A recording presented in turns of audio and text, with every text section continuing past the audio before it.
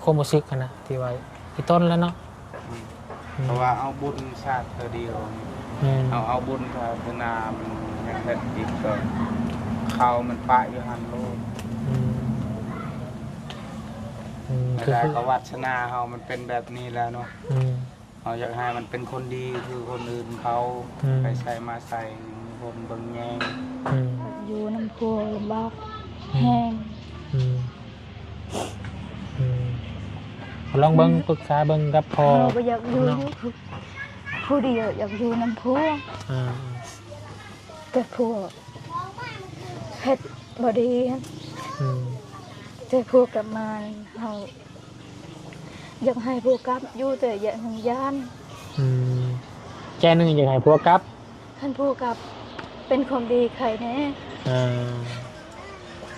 อยากไปพาหนึ่งกับพ่อโอ้ยคืองามแท้เฮือนว่าโอ้ยคืองามแท้ป้าตุ๊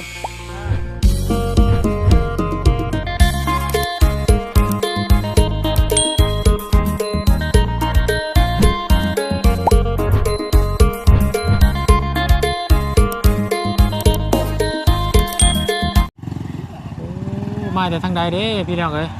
จอดมาแต่สายเมืองยังไงฮะเมืองไหนมันจะขายวันสินไข่โอ้ได้บ่ได้ขายเท่าไหร่ขายแล้วหมดแล้วขายดูลาวแต่พากันได้จากพันฮะขายแต่เช้านี่แต่8 โมงเช้าพอบุญกำลังจะขอไปหาอยู่บุญมีแนวมาหายอยู่เด้อ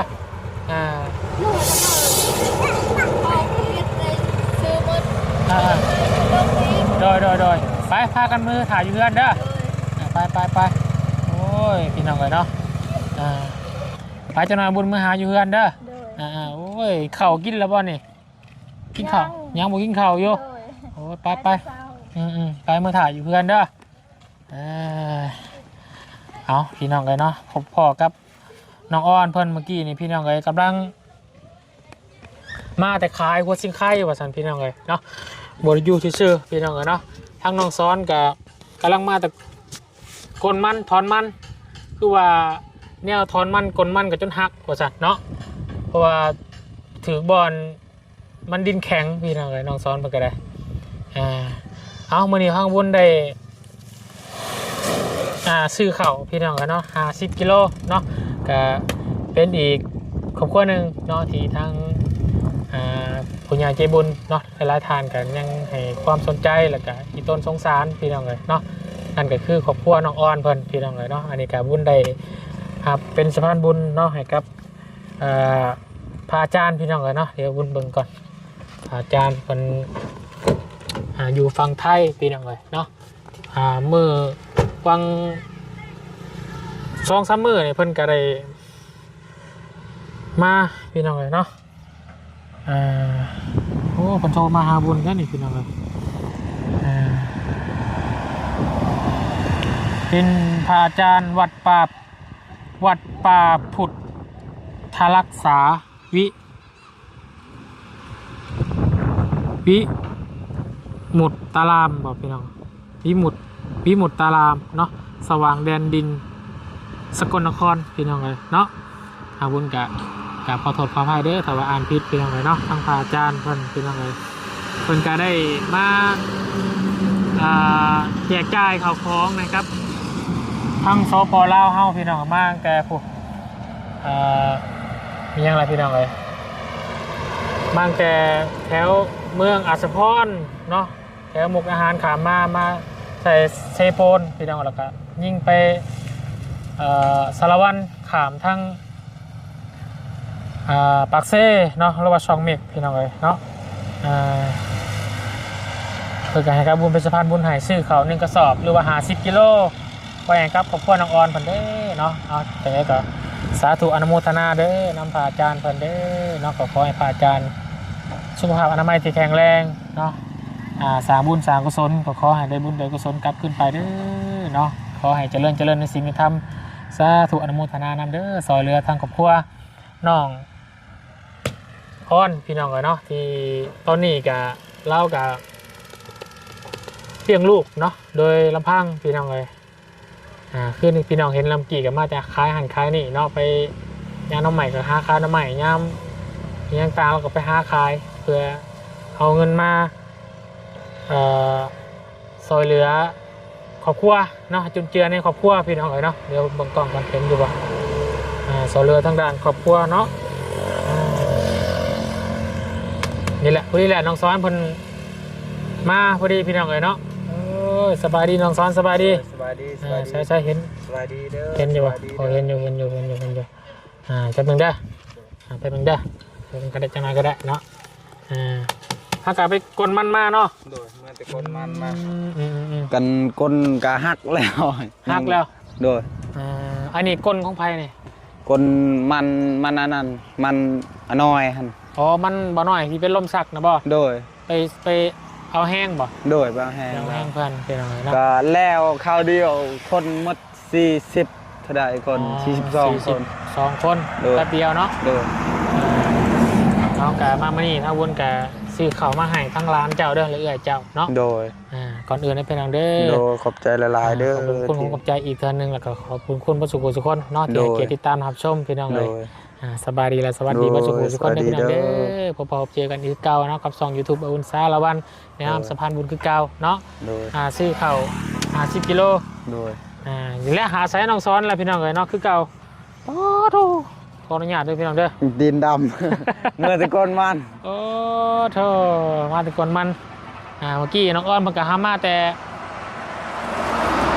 ขายพักโอเมนขายวัวสินค้าเนาะโดยมาน้องซ้อนเอาขึ้นบาป่ะโดยตั้งก่อนเนาะโดยเอาขึ้นเลยป่ะได้ป่ะได้ช่วงนี้มีแห้งนะเห็ดเบียกหลอดไปพี่น้องเลยโอ้ยกี่ว่าสิแบกไปผู้เดียวเลยพี่น้องเลยเนาะเห็นทางน้องซ้อนเพิ่นมาพอดีพี่น้องเลยก็เลยขอเหือขอแห้งน้องเพิ่นคือเก่าเนาะเอาได้บุญได้กุศลน้ำกันพี่น้องเลยมาอึบเอาขึ้นเพื่อนเลยสอนเด้อโดยน้องฮังไปบุจือน้องฮังโอ้ไปขึ้นไปเลย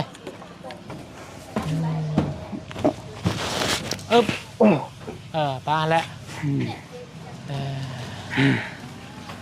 มาลงมา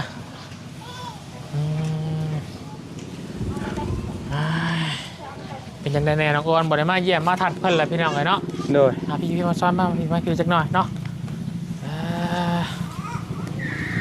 พี่น้องเลยเป็นเจียงโยบอลนี่เนาะกำลังเอาลูกกินนมป่ะ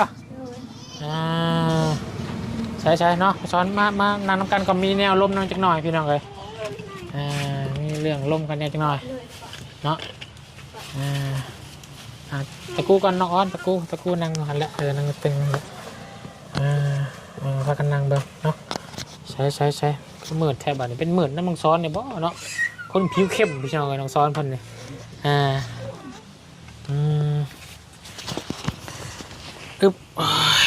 เพิ่นเลี้ยงยังอยู่พวกกินทอนมันนะกับข้าวกินปลาดุกโอ้ของแซ่บพี่น้องเลยเนาะขออนุญาตมีไม่น้องอ้อนเนี่ยพี่น้องเลยโอ้กีฬาน้องปีน้องวันใหม่โดยหัวปรับเลยพี่น้องน้องวันใหม่หิวนมพี่น้องแม่ไปเบิดมือมาเลยเนาะมือไปที่เช้าบริช่องนุ่มพงไว้ให้ป่ะจ๊ะหมดแล้วโดยหมดแต่เดินแบบลูกเฮาใหญ่กินแห้งสำนีแห้งก็อยากกินนมแม่นแล้วไปที่เช้าไปขายเขาไปได้ซื้อหมดเขาซื้ออยู่ให้มัดสัมพันธ์เฮาเบ้า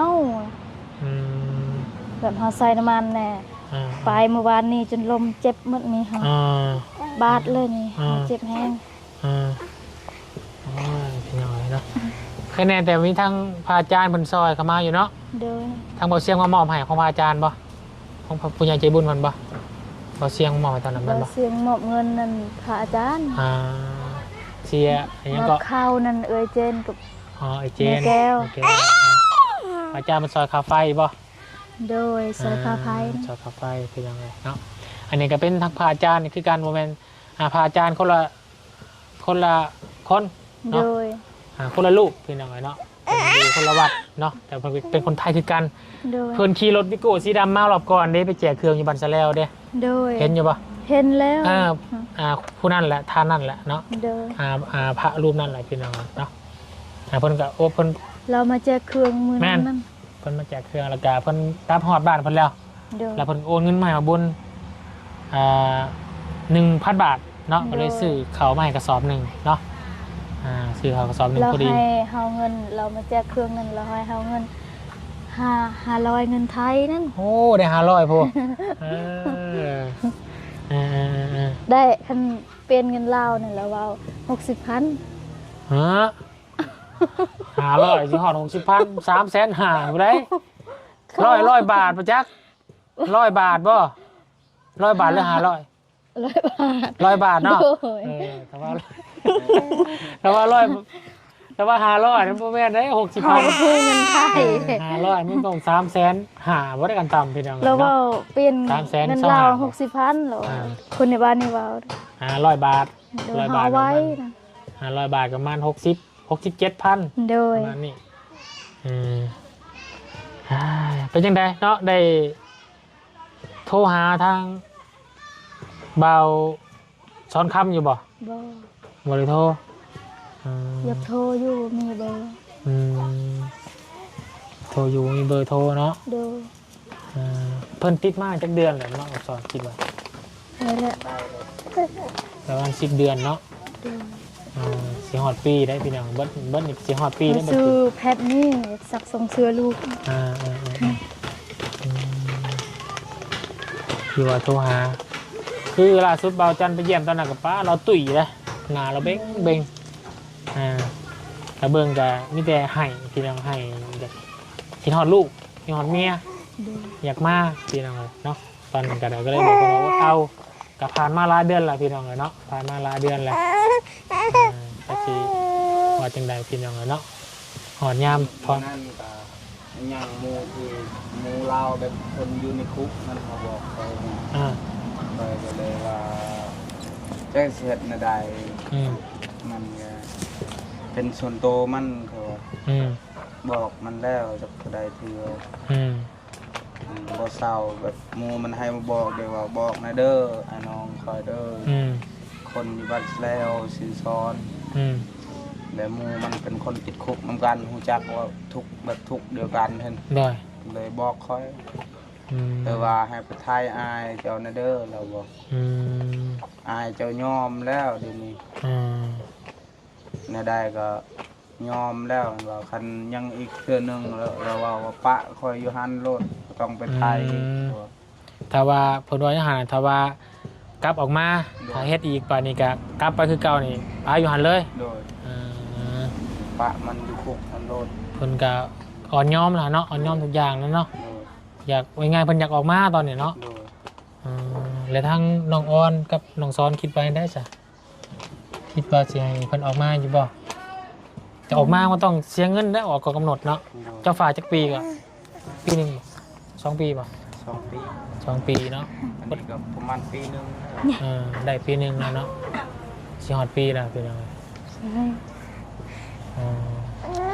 แล้วเพิ่นว่าค่าไปเอาเพิ่นออกมานี่ชุมน้องคิดน้องซ้อนคิดไว้ได้ใช่เพิ่นออกมาหรือว่าจังไดเนาะก็ความรู้สึกกันนะที่ว่าที่ต้นแล้วเนาะเพราะว่าเอาบุญชาติเดียวเอาบุญศาสนามันยังเฮ็ดอีกก็เขามันปะอยู่หันโลกได้ก็วัฒนาเฮามันเป็นแบบนี้แล้วเนาะเราอยากให้มันเป็นคนดีคือคนอื่นเขาไปใส่มาใส่คนเบิ่งแยงมันจึงม่วนที่ซื่นไปใส่กับแบบมันม่วนในใจเฮามีไอ้น้องมันยังเพชรอีกจังเพชรนะได้ก็คือว่าเป็นวาสนาเนาะก็คือว่าบางเทื่อกับคนเฮาเป็นยังไงเนาะเราบ่เคยถือคุกจังเทื่อป่ะเรายังบ่เคยถือจังเทื่อป่ะถือคุกนี่บ่เคยเฮาก็เทื่อทวิตนี่เนาะเทื่อเดียวนี่ อาจสิเปลี่ยนแปลงก็มีได้พี่น้องเพราะว่าเฮาคนเฮาบ่เคยเนาะมูมันอยู่บ้านคลองมันก็เพิ่งออกมาคือกัน2 เดือนนี่ออกมันหัน6 เดือนเขาพามันเป็นวายพอวายแม่มันเป็นคืออายนั่นมันดีขึ้นดีขึ้นแต่เดี๋ยวนี้มันเช้าเริ่มพอเดินเริ่มเขาไปกินหรือบ่เขาแต่ยังไม่ได้มั่นใจบันไดแบบคนนั้นก็เพิ่งออกแบบมันเป็นมีกันแต่ว่าดีขึ้นได้นอกแต่คนเลยแบบได้ทู่พี่จ้ะได้ทู่พี่ยำโต้ก่อนคุกนี่เนาะคุกนี่แบบเขาแบบปะคนอยู่หันเลยได้คือกับลักหกหรือว่าลักยังเขาบอกลักหกกับลักลัก35นี่ปะอยู่หันเลยได้แม่ก็เอ็นเขาบอกว่าอันนั้นเป็นคุกหรือคุกที่ว่าคนพิษนักโทษเด้โดนนักโทษอันนี้ลักหกนี่ยังว่าเบากับลักยังนะอยู่ในเชโบนกับแกงคันยังว่าเบานะอันนี้แบบเขาปล่อยเลยผมเข้าก็มือแล้วซ้ำนี่ก็บ่ฮอดบ่ซ้ำไข่ไก่ผมบอกก็คือคนอยู่ในคุกนำกันกับบ่าวซ้อนค่ำนี่เพิ่นอยู่บ้านเดียวกันพี่น้องแล้วก็เพิ่นหมู่เพิ่นออกมาแล้วอยู่บ้านพะลองนี่ออกมาได้ประมาณ2 เดือนแล้วก็ทางบ่าวซ้อนค่ำเพิ่นนี่ฝากความมาเนาะให้น้องชายคือน้องซ้อนนี่แต่ว่าทางอ้ายเพิ่นนี่ยอมแล้วเนาะแบบว่าสิเฮ็ดคือเก่าแล้วนะถ้าว่าขอเฮ็ดอีกวันนี้ถ้าขอไปเนี่ยเอาขออยู่หันเลยเนาะคือเขา2 คนแล้วอยู่บ้านอันนั้นก็บอกบ้านยังก็บ้านยังบาราดอนนั่นเองบาราดอนแล้วเขาก็บอกแบบนั้นว่าไปทายอายตัวแน่อายตัวอยากออกแล้วกับอยู่วันนี้ก็บอก 2-3 คนออกมาเนาะฝากความออกมาแต่พุ่นนะมีแต่5 เดือนพุ่นนึงครับอยู่ในพุ่นพุ่นนึงมัน6 เดือนเขาพากแบบคือชุมพากนี่แต่มันยอมเลยมันรู้จักว่ายอมก็ขอโทษพ่อขอโทษแม่แล้วรู้จักว่ามันเห็ดผิดเลยมันอันนั้นเองอยู่บ้านเติมนี่เด้บ้านเติมนี่พุ่นนึงเด้เพิ่งออกมาเราบอกคอยว่านักที่สุดเลยพวกนั้นเขาปล่อยมึงอยู่หันเลยมึงอย่ากินยังก็กินหาเองน้ำก็บ่คือหรอกน้ำนี่น้ำนั่นน้ำแบบคือนางรำโบนั่นเฮ็ดน้ำแบบขี้ยังมีแต่ขี้ยังช่างขี้งูขี้ควายขี้แล้วสมปีแล้วนักโทษเนาะมีแต่ขี้ให้ลาให้จำเนี่ยเป็นในร้านเลยน้ำแบบเขาปล่อยขี้เด้อันนี้สลัดน้องซ้อนนี่ก็อยากซอยอ้ายเอาบุญเนาะถือว่าทำบุญซะถ้าว่าการในใจนะก็อยากให้อ้ายออกมาแล้วเนาะมันก็คือน้องซ้อนคนนี้ก็ผู้เป็นน้องซ้ายว่าไงคืออยากเห็นอ้ายตัวเองสำนึกผิดแล้วเนาะก็อยากถ่ายอ้ายออกมาเนาะเห็นอ้ายเป็นอยากให้อ้ายอยากเป็นคนดีคือเขาแต่วาสนาเขาบ่ถึงมันจะเป็นคนเลวก็ได้เขาเช็ดแล้วแต่วาสนาแล้วแต่เพิ่นสิคิดเนาะออกมาก็คิดเห็นหน้าลูกหน้าเมียหรือว่าหน้าพ่อหน้าน้องคันเราคิดถึงก็โอ้ลูกก็ได้คนแล้ว2 3แล้วคันเราคิดเรื่องดีก็เรารู้จักเองนะครับเราเป็นอ้ายคอยเป็นน้องคอยฮู้ช่างเลยคอยแบบน้องเขาแต่บ่แม่นอ้ายเขาบอกแต่จักเราเชื่อจักเราบ่เชื่อนั่นเดียวนี่คันค่อยบ่แม่นว่าคันค่อยตายเดี๋ยวนี้เราสิบ่บอกไปเลยมีแต่ว่านั่นนี่วุ้นแนะนำก่อนเนาะถ้าสมมุติว่าได้น้องได้ไปอ้ายเพิ่นออกมาแต่คุกเนาะเพิ่นก็มาอยู่ในเรือนซ่านแล้วนะจ๊ะแต่เฮาเป็นมิคือน้องออนเป็นเมียน้องซ้อนเป็นน้องนี่ก็ได้เป็นพ่อเบิ่งพฤติกรรมเพิ่นเบิ่งว่าเพิ่นเฮ็ดคือเก่าบ่ถ้าเพิ่นเฮ็ดคือเก่าน่ะอย่าปะไว้โดนเด้อให้เฝ้าบอกเตือนไว้โลดถ้าว่ามึงบ่เศร้าก็ขอเป็นน้องคนอย่างถ้าว่ามึงบ่เศร้าคือเก่านี่ก็ให้สั่งตำรวจจับโลดบ่ให้ปล่อยทิ่มแบบระยะยาวน่ะมันสิอยากให้เราสบายแบบคือเหมือนคนอื่นเขาบัดนี้วัฒนาเราบ่ถึงบัดนี้ทางน้องอ้อนบัดนี้ความรู้สึกของน้องอ้อนนี่ คิดว่าจะให้ผัวอยู่ต่อจนฮอดครบกำหนดบ่หรือว่าจะให้อยากให้ผัวออกมาแล้วคิดว่า อยากให้ผัวอยู่อยากให้ผัวอยู่กำหนดบ่กินฮอดเพิ่นบ่คิดฮอดอยู่แต่เฮาแบบอยู่น้ำผัวลำบากแห้งลองเบิ่งปรึกษาเบิ่งกับพ่อบ่อยากอยู่ผู้เดียวอยากอยู่น้ำผัวแต่ผัวเฮ็ดบ่ดีแต่ผัวกลับมาเฮาอยากให้ผัวกลับอยู่แต่อย่าหึงยานแกนึงอยากให้ผัวกลับท่านผัวกลับเป็นคนดีใครแน่แบบมันก็บ่มีนะถ้าตามที่ไปเบิ่งตัวจริงอาการของบ่าวซ้อนค่ำนี่พี่น้องเนาะระยะหลายเดือนที่ผ่านมาก็เราก็เป็นผู้เป็นคนขึ้นแล้วอันนี้โมเมนต์เขาเข้ากับข่างนะพี่น้องเขาวนเห็นแล้วก็เบิ่งเราจดจำอย่างทุกอย่างบ่ได้เลยบ่ได้บ่มีโมเมนต์ว่าคนขาดสติคือเก่าแล้วพี่น้องเป็นผู้เป็นคนเราเห็นเท่ากันยิ้มใจว่าไหวขอโทษขอยังนะพี่น้องเนาะแต่มันก็จะเข้าปีแล้วก็โอเคอยู่นะสำหรับบ่บุญเนาะแต่สำหรับพี่น้องอีกที่ปาลุงสิคิดว่าในใดพี่น้องเนาะแต่สำหรับน้องอ้อนนี่ก็อยากให้ใจนึงก็อยากให้ผัวออกมาเพราะว่าอยากอยู่น้ำลูกน้ำผัวเนาะผมเฮามีอยู่ดีมีแห้งใส่ชีวิตอยู่ร่วมกันเลยวันนี้ถ้าจะออกมาถ้าว่าผัวดีก็คือผมสอนว่าอะไรแล้วแต่บุญวาสนาเนาะแล้วแต่บุญวาสนาถ้าเพิ่นออกมาแล้วก็ดีก็วาสนาเฮาดีเนาะถ้าเพิ่นออกมาก็อยู่2 ปีถ้าว่ามันวาสนาเขาเพิ่นบ่เป็นคนอยู่คือเก่าเนาะเขาอยู่เพราะว่าตอนนี้การรักษาปิดพวงของเรานี่หายแล้วพี่น้องหายดีปกติแล้วเนาะอยู่ที่ว่าออกมาแล้วสิเฮ็ดคือเก่าบ่หรือบ่เฮ็ดก็ขึ้นอยู่กับตัวของเราอีกพี่น้องเนาะอยู่จนฮอดครบกำหนด2 ปีออกมาอย่างคือเก่าก็คือวงจรพอแล้วแต่มันสิคิดเห็นเนาะแต่อาจคิดเห็นหรือว่าแล้วแต่บุญวาสนาของเจ้าอันนี้ก็ให้น้องๆคิดเบิ่งต้องเบิ่งเนาะ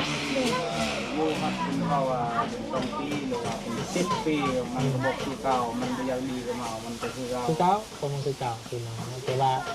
มารุ่นเบิ่งพี่น้องเนาะถ้าเพิ่นได้ออกมาก่อนกำหนดที่น้องซ้อนไว้วางไว้2 ปีนี่เพราะว่าใจน้องซ้อนผู้เป็นน้องก็อยากให้อ้ายออกมาเป็นคนดีเป็นคนใช้ชีวิตเลี้ยงลูกเต้าเนาะอยากให้มันเป็นมุ่งเข้าใจน้องซ้อนอยู่พี่น้องเข้าใจคือเข้าใจน้องออนคือกันโดยเฮาก็แบบอยู่ผู้เดียวก็ลำบากเห็นอยู่อยากให้ผัวกลับมาอยากให้ผัวกลับมาคันผัวกลับมาเป็นอยากเป็นแบบนั้นแบบนี้เองใครแน่ว่ายังไงยังบอกยังไงเป็นพี่เก่าเนาะอยากเป็นคนดีเป็นพอที่ดีของลูกเนาะบัดนี้น้องซ้อนลองถามเพิ่นแล้วก็พอไปไทยมันออกมาก่อนกำหนดเป็นสีเอาน้ำกระไรประมาณกระไรพวกอยู่ป่ะมันล้าน1ล้านไปเลย2 ล้านเนาะประมาณนี้แต่เอาทางแบบทางเอาไปญี่ปุ่นบ่มีเงินไปใช้แล้วดอกเฮาอยากไปยามเทื่อนึงไปเทื่อเดียวเฮาจะขึ้นก็ประมาณได้เลย2 ล้านเป็นเงินค่ารถค่าล่างเนาะใช้มันรถนี่ทำค่ากินค่าน้ำเอาถึงทีซะเดี๋ยวบุญมีเวลาว่างเนาะหรือว่าจังใดสิโอลงกับลุงจันเนาะเรื่องค่ารถค่าล่างคันมอเตอร์มันบ่เป็นหยังบุญซอยเนาะแต่ว่าชุมน้องอยากไปคือน้องออนอยากไปเยี่ยมก่อนหรือว่าอยากไปเยี่ยมก่อนสิเก็บไปเบิ่งผัวก่อนหรือว่าก่อนจะออกมาไปเบิ่งก่อนบ่เนาะแต่ว่าเห็นตัวจริงแล้วให้เพิ่นออกมาก็เรียกไปเจ้าเนาะโดยอย่างเพิ่นอยู่ต่อก็ให้น้องออนไปเห็นตัวจริงกับน้องซ้อนก่อนเนาะหรือว่าสิไปแล้วก็เอาเพิ่นมาเลยบ่หรือว่าจังได๋ให้น้องพูดโอ้ลมกันเบิ่งเนาะแต่ว่าตอนนี้ต้องเอาเงินขายมันก่อนบ่ขายได้ทานน้ำมัน มันเจ้ามันยังมันเจ้าเนาะมันน้องอ้อนนี่ขายแล้วเนาะ โดย ขายแล้วได้เงินเท่าไรเรือเสร็จเรือ ได้4 ล้าน 4 ล้านเนาะ โดย หักค่านั่งค่านี่เบิดแล้วบ่ หมดแล้ว หมดแล้ว หักคนแล้วเนาะเหลือ4 ล้านกีบ รถค่ากินค่าพอ ก็เลย4 ล้านกีบทีนี้ประตูเนาะ โดย เก็บไว้บัดนี้กำลังคิดว่ามีเงินก้อนนี้แล้วสิเป็นไงทัวมาเนาะเบิ่งให้ลองคิดเบิ่งกันแหละเนาะ โดย ก็เรื่องชวนเรื่องน้ำมันครับพาไปนี่มื้อวันสิพาไปวนหับปากแต่ว่าต้องหามื้อหายามก่อนได้เอาวุ้นสิเบิ่งเรื่องบุญก่อน เฮาอยากไปยิมยามเฮาอยากให้ครัวเฮาล้านหนึง3 ล้านเฮาไว้เพื่อลูกจะเป็นใครนี่ เมื่อก็คิดว่าสิเอามันออกมาก็บ่ต้องให้ไว้เนาะน้องอ้อยเพิ่นสิไปเยี่ยมครัวอะไรสิให้ครัวเอาไว้แล้วกลับมาจังซี่น่ะบ่ เอายันมาบ่ฮอดมือมันก็เอามันแล้วกันก็ให้มือนั้นเคยมันตามอีกมือมันโอ้ยมันเรือที่เจ้าให้มือนั้นล้านนึงมันเรือแต่แสนนึงพอเนี่ย เพื่ออยู่ในหันมันเข้ากับบ่ฮู้พี่น้องมันสิมีคนคุมคนเบิ่งคนหยังนะเนาะมันก็มีหลายรูปแบบนั่นเนี่ยเฮาก็บ่ฮู้กัน คอยให้เงินนั้นทั้งอายนะฮะทั้งเบาจันนะฮะตกเป็นล้านเจ็ดเงินอยู่นะมันให้มันคอยล้านนึงให้ก็ให้คูละ300,000แต่400,000มันกันเป็นล้านเจ็ดได้มันก็เราเอาละโทรมาเห็นทางหมู่คนที่อยู่มาคุกนำมันไปถามมันเด้อถามว่าเงินที่คอยให้อายคอยมัดเลยบ่แต่ว่าเมื่อได้แสนนึงคือมันปืนมันมัดข้าวแล้วแบบคนอยู่ในนั่นแต่คนโทษนี่เขาบ่เอาดอกแบบทุกใครทุกมันเลย ลองเบิ่งติดตามเบิ่งกันเพราะว่าเรื่องเล่านี่เรื่องเล่าที่ในคลิปนี้จะเป็นเรื่องเล่าที่ว่าทางน้องซ้อนเราเป็นน้องก็อยากเห็นอ้ายฝากความมากอ่ะคิดเห็นอ้ายอยากให้อ้ายออกมาเพราะว่ามันอยู่ได้กับหลายเดือนแล้วเนาะประมาณแต่ว่าพี่ว่าพี่น้องครับคนเฮามันสิอยู่มันสิดีมันสิชั่วกันมันสิชั่วมันอยู่หลายปีแล้วมันก็ชั่วคือเขาเนาะแต่ว่าการรักษาเพิ่นนี่อาการจากปิ่นปัวมึนเมาของเซนเซติฟนี่หายแล้วพี่น้องเลยเนาะโอนเบิ่งกันก็หายเป็นปกติแล้วสิตุ้ยที่คือเห็นพี่น้องเห็นในคู่ภาพที่ว่าทางจอมถ่ายไปแล้วพี่น้องเนาะตอนนี้หน้าปกในยูทูบลองติดตามตัดสินใจเบิ่งเนาะว่าสิในช่วงเวลาใดสิไปเนาะหลังปีใหม่บ่หรือว่าจังใดไปติดตามเบิ่งเนาะถ้าเป็นไปได้ก็อยากเจอบุญเบิ่งเวียกงานก่อนเนาะเรื่องงานก่อนเพราะว่าทางบุญกับยังยากทางพ่อแขกคือพอประจันแล้วก็บ่สบายต้องเที่ยวไปเที่ยวมาเบิ่งนึงนะ อยากให้มันลำบาก แม่น ให้มันเบิ่งลักษณะมันก้อนใครออกใครบ่ได้ออกเบิ่งลักษณะการมันก้อนเบิ่งก้อนมันก็จะได้ก็เอายอมรับแล้วเอาคิดตรงนี้หน้าเอาบ่เฮ็ดอีกแต่คันก็เอาเฮ็ดเจอหน้าก็ไปจำให้คอยอยู่หั่นเลยก็ได้ขออยากไปฟังเสียงมันรอเองไปหมดทำเอื้อยคอยแล้วก็คอยเลยคอยอยู่บ้านกล่องเราก็จะไปร่างงานราคาคอยไป โอเคเดี๋ยวก่อนสิเอาไว้ง่ายก่อนสิตัดใจเอาเราออกมานี่พ่อเขาสิไปน้องซ้อนเขาสิไปบ่เมียเราก็สิไปเตือเราก็สิไปเนาะไปเบิ่งนำกัน เลยการญี่ปุ่นหมดเลย โอเคเดี๋ยวมือใดพ่อบอกกระบวนล่วงหน้าเด้อเป็นคนกระสีจัดการเวียดงานแล้วก็สิพาไปก็ต้องไปนอนคืนนึงได้ตื่นเช้ามาแล้วก็ไปเยี่ยมล่าตอนเช้าเนาะ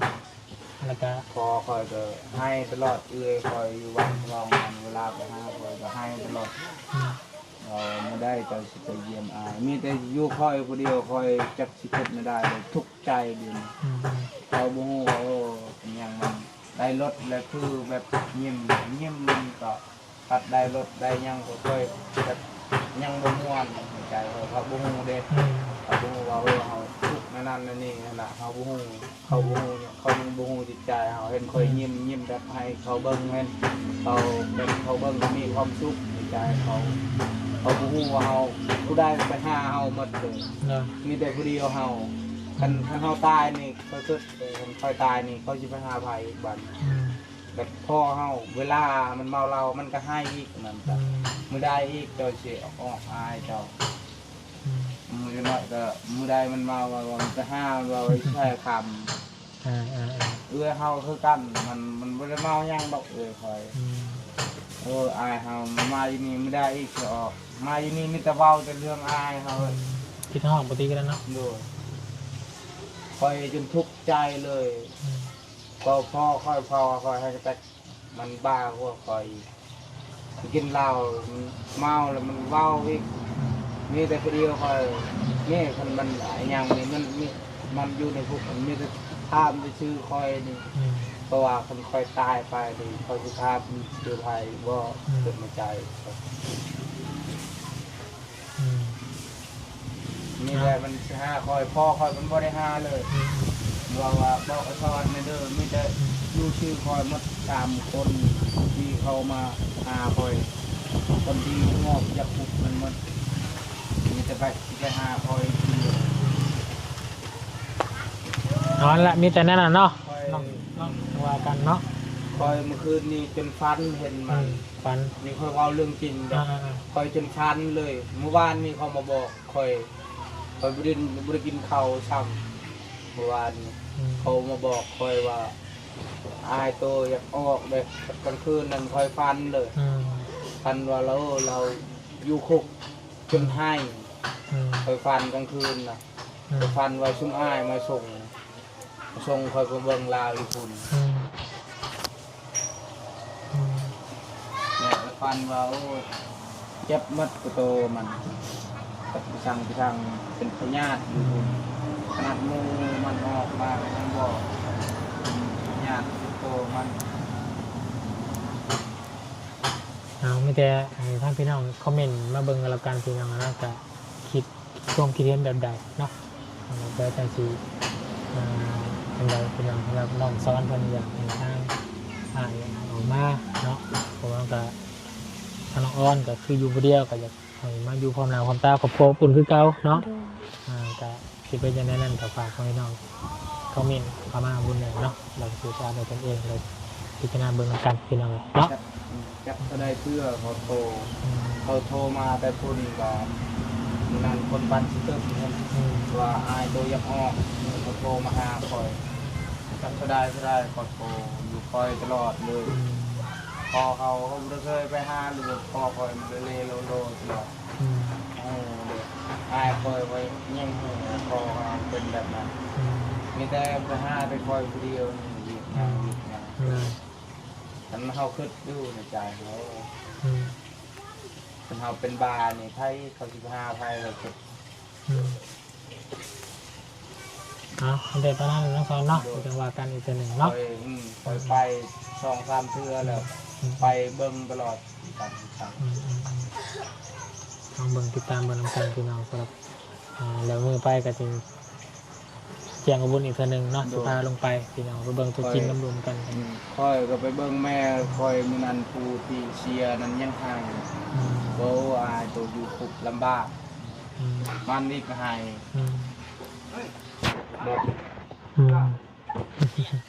แต่คนเนาะมาโดยมีแต่ประมาณนั้นก่อนน้องสอนเนาะมากันอยู่ได้เนาะเดี๋ยวจะให้ท่านน้องอ้อนเป็นขอบคุณขอบใจทางอาจารย์เพิ่นเนาะที่เพิ่นซอยมาด้วยน้องเด้อขอบใจกันเนาะขอบคุณขอบบุญขอบใจหลายๆเด้อพระอาจารย์เด้อให้ดีมีแห้งให้สุขภาพแข็งแรงความเจ็บอย่าได้ความใครอย่ามีขอให้สุขภาพร่างกายแข็งแรงขอให้ร่ำให้รวยขอให้สิ่งดีๆเข้ามาขอให้เทวดาหักแพงลายทั้งหมดครอบครัวพระอาจารย์เด้อขอให้อยู่เย็นเป็นสุขเด้อขอให้อายุยืนยาวขอให้สุขกายสบายใจเด้อสาธุทั้งอายนำเด้ออายไปใส่มาใส่ให้รอดปลอดภัยขอให้ครอบครัวอายขอให้สิ่งดีๆเข้ามาความเจ็บอย่าได้ความใครอย่ามีปรารถนาสิ่งใดขอให้ได้สิ่งนั้นขอให้อายไปใส่มาใส่ให้รอดปลอดภัยขอให้อายไปใส่มาใส่มีคนหักคนแพงตลอดปีและตลอดไปทั้งหมดครอบครัวอายขอให้เทวดาหักแพงลายเด้อและทั้งหมดทีมงานอายทั้งเบาจันทร์ทั้งเบาเคยลาเบาเสียงนะ และทั้งหมดครอบครัวเอ้ยแก้วกับแม่เจนเด้อสาธุสาธุเนาะแต่ยังเบิ่งน้ำกันเนาะสิตั้งใจเราเอาออกมาก็ให้ไปเบิ่งน้ำกันก่อนเนาะเราสีไว้ได้จากปากเราเนาะเราจะไปเบิ่งน้ำกันอีกทีหนึ่งเด้อไปได้บุญไปทางอื่นก็ได้เสร็จเด้อได้ขอบใจอะไรกินมาแต่เนาะไปสบายดี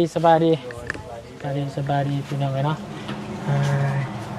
เอาเดี๋ยวรอบางที่ตามกันพี่น้องเลยเนาะสำหรับน้องบ่าวสอนค่ำพี่น้องอ้ายของน้องสอนเนาะทางของพวกก็อยากให้ทางเพิ่นออกมาแล้วก็น้องสอนกับตัวก็เป็นน้องเป็นห่วงอ้ายเนาะก็อยากให้อ้ายออกมาใส่ชีวิตคนดีคือคนอื่นเขาเนาะก็เดี๋ยวจังเบิ่งทำกันอีกทีหนึ่งเนาะก็เป็นการตัดสินใจของครอบครัวเนาะบางทีเราออกมาเราจะเป็นคนดีก็มีได้พี่น้องกันเนาะแต่เราไปออกคือเก่านั่นก็อิงตามแต่บุญวาสนาของตัวเราเองพี่น้องเลยเนาะที่อยู่หลายปีโดยที่อยู่หน่อยก็ขึ้นอยู่กับตัวของเราอีกพี่น้องเลยเนาะแต่สำหรับคลิปนี้เราบุญกะเดี๋ยวสิไปหาทางเบิ่งเพื่อนน้องเกียงก่อนได้น้องสอนเด้อเดี๋ยวถ่ายเพื่อนกับเบาจันก่อนก็ได้น้องเกียงจังได้แล้วพี่น้องเนาะไปน้องสอนเพิ่นว่าบ่เมื่อว่ามาเบิ่งเพิ่นสร้างเพิ่นแอมแป้นก่อนว่าซั่นสีทีเดียวเลยกับเพื่อนน้องสอนพี่น้องกันแป้นเพิ่นเนี่ยแผ่นมาชะละคนกลุ่มๆอยู่เฮ้ยแล้ววิพาหนึ่งหรือบ่โอ้ยคืองามแท้เฮือนว่ะโอ้ยคืองามแท้ป้าตุ๊บคืองามแท้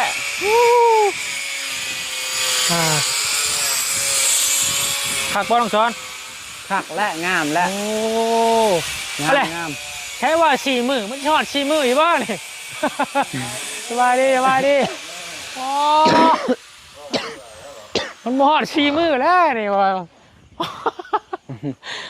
หอดมื้อสิเบิดแล้ว2 ด้านแหละบ่เพื่อไว้บ่ผู้นี้แล้วทางบ่เสียงว่าถ้าว่าสร้างเพิ่นแล้วไว้น่ะถ้าเพิ่นอยากต้องการไม้48น่ะให้บอกบ่บุญซื้อมาให้เลยว่าซั่น6 โตเนาะไม้48 6 โตพี่น้องเอ้ย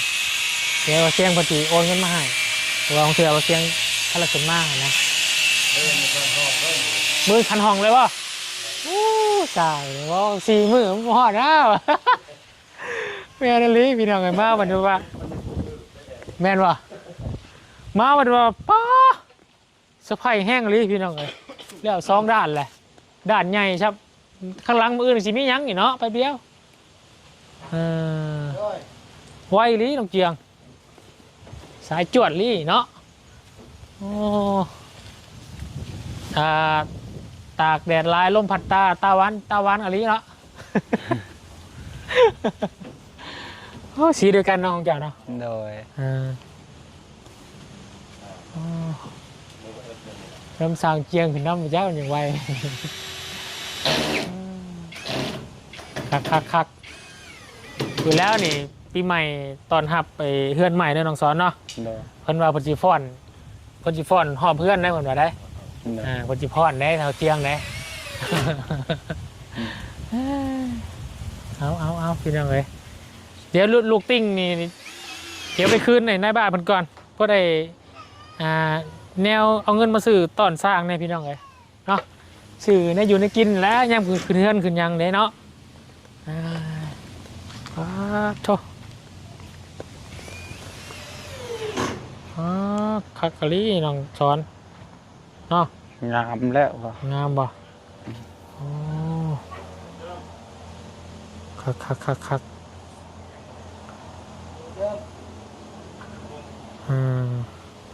วัฒนาน้องสอนเนาะปั๊มมักซิบป่ะปั๊มมักซิบเลยโธ่ไปชาวน้องไปเดี๋ยวบุญขออนุญาตจบคลิปก่อนสบายดีเด้อเดี๋ยวไปเวียกทางอื่นก่อนเนาะโดยไปโอเคพี่น้องเลยเนาะขออนุญาตจบคลิปแล้วพี่น้องเพียงสั้นก่อนเนาะจะได้กับฝากพี่น้องคอมเมนต์มาบอกบุญเด้อพี่น้องเด้อเนาะอยู่ดีไม่แห้งบัดสุขสุขคนเนาะรวมทั้งพระอาจารย์เด้อที่ซอยเรือครอบครัวน้องออนชื่อเขาให้1 กระสอบพี่น้องเลยเนาะขอให้อยู่ดีไม่แห้งเจริญในศีลในธรรมเด้อบัดสุขสุขคนในความเป็นครัวของพระอาจารย์ให้อยู่ดีไม่แห้งสุขบัดสุขสุขคนเนาะแล้วก็FCทุกท่านที่ให้เกียรติตามรับชมเป็นกำลังใจกับบุญสารวัตรตลอดมาเด้อสวัสดีไปแล้วพี่น้องสบายดี